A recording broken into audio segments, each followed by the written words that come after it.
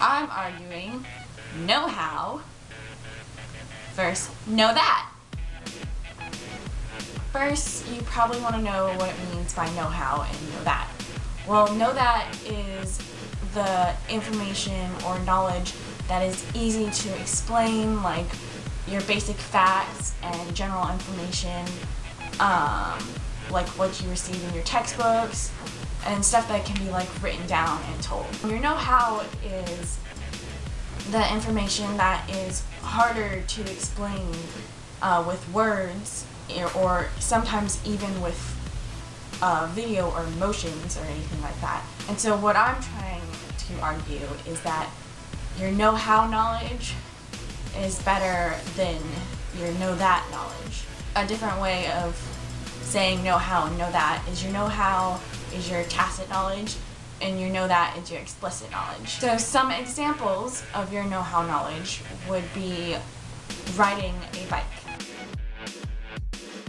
So basically when you're riding a bike, it's really hard to explain how. You want to say that you gotta, I guess, first you gotta try like balance yourself, but like when you try and explain how to do that, you have to also try and explain like you gotta pay attention where you're going and stuff like that.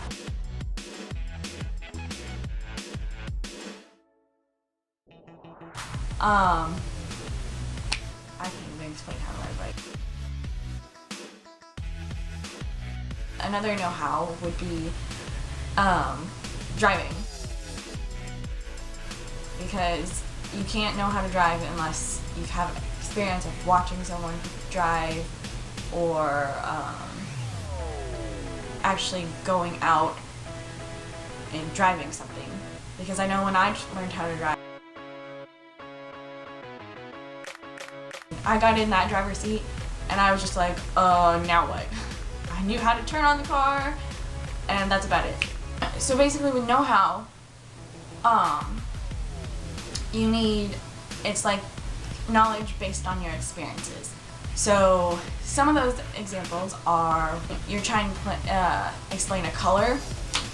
That's kind of hard. You can't, most of the time you can't explain a color without relating it to something else that you've experienced before.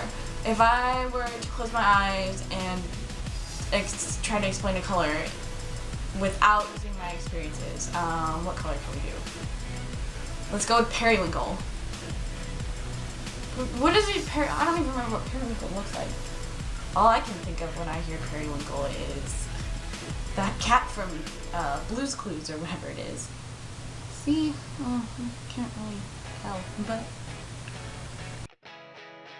that's what I thought of. Periwinkle the cat, because I used to watch Blue's Clues a lot, so that explains my know-how knowledge, because I watched Periwinkle and that's the first thing that came to my mind. And you can't really describe that color without using another color you've experienced, because it's like a purple, but a lighter purple. So if I tried explaining it without another color or without like a certain experience, it'd be really hard. I wouldn't be able to. Another thing would be like your senses. So for taste, let's see here. I've got this ring pop. It is Berry Blast. I don't know, I mean I've had this before, so I know what it tastes like, but I'm gonna try and explain this to my taste tube.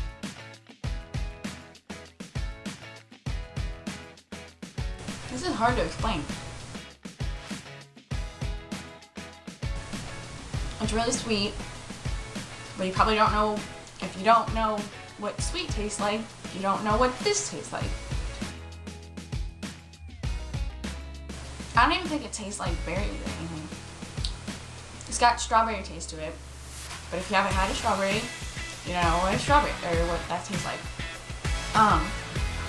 I've never had a blueberry, so it's got blue on it, so I don't know if that's blueberry taste or not, but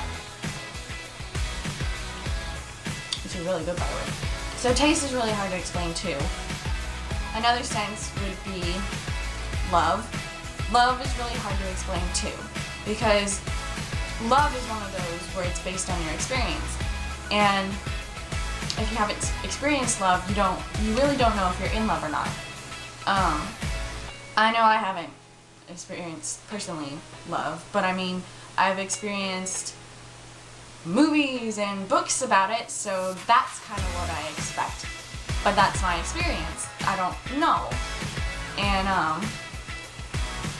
like, if you try and find an actual definition of love, you can't, because it's all based on what you personally, based on experience and stuff like that, think. It is. So like, some people have a different like perspective of it from their experiences than another person. Also, humor. Humor, not a lot of people think things are funny. One person can be looking at something that's supposed to be funny and take it like this is stupid or something like that. Or someone can find it extremely hilarious, more funny than it should have been. But it's all based on like their experiences through their life and stuff like that. Oh, then there's like your feelings, like your touch, senses. What I did was I did the salt and ice challenge, because I've never done it before. And everyone says it hurts really, really bad and it feels like you've got needles going through your skin or something like that. Well, what I'm gonna do is I'm gonna do the salt and ice challenge, where you put ice in the palm of you put salt in the palm of your hand and then put ice on it and hold it there. And something's supposed to happen, but I don't know what it is. So, and then I'm gonna try and explain it to you. I've got my salt. I've got my bowl of ice. So, here we go.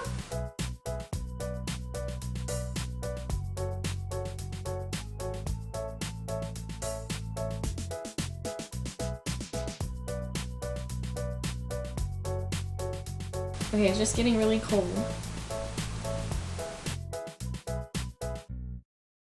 Oh. This hurts. It just feels like your hand's getting really numb. Ooh. Ow. Oh. I don't know how to explain that feeling. Oh my god. I guess it feels like something's like poking really hard at your hand.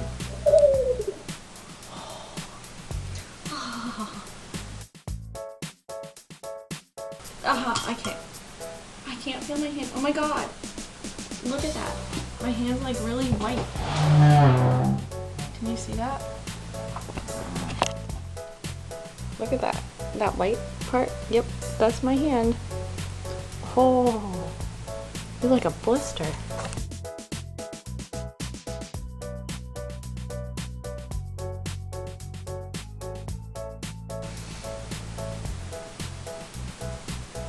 I did it.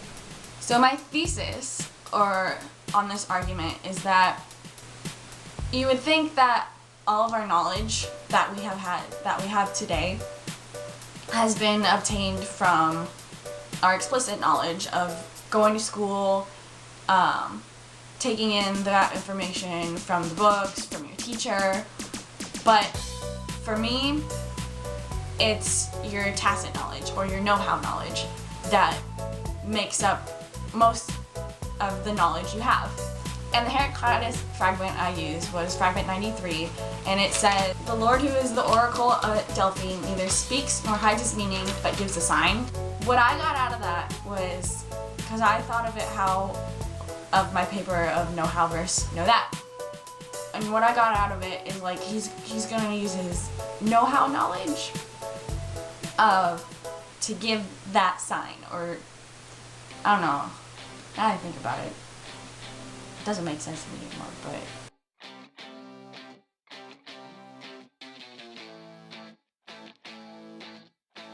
but I guess like him giving the sign is like his experience or something like that, because he's not going to use the explicit knowledge of the of showing a meaning or something. He's going to give like a sign, and I don't know. Basically, the philosophers that I used were Hume, John Locke, and this guy named Polanyi.